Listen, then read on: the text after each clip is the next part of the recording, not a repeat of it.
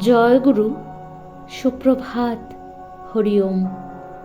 ওম অখণ্ড সংহিতা বা অখণ্ড মণ্ডলেশ্বর শ্রী শ্রীমৎ স্বামী স্বরূপানন্দ পরমহংসদেবের অমৃতময় উপদেশবাণী ঊনবিংশ খণ্ড।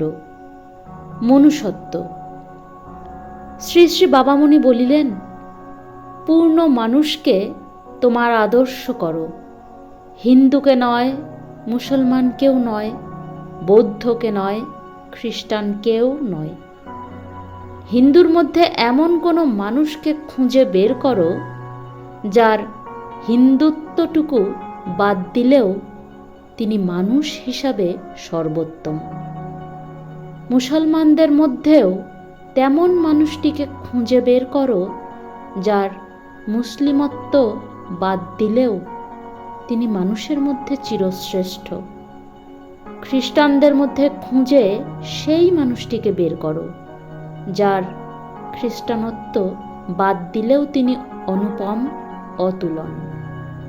বৌদ্ধদের মধ্যে খুঁজে সেই মানুষ রত্নটিকে বের করো যার বৌদ্ধত্বটুকু বাদ দিলেও তিনি মনুষ্যত্বের বিচারে অপ্রতিদ্বন্দ্বী, অপরাজেয়।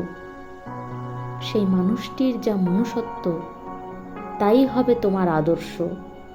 এই আদর্শের ধ্বজা কখনো সাম্প্রদায়িকতার কাছে মাথা নত করে না, প্রাদেশিকতার কাছে আত্মবিসর্জন দেয় না, জাতি, ধর্ম, বর্ণ, বংশ প্রভৃতির বিচারের সম্মুখে করজোড়ে দাঁড়ায় না।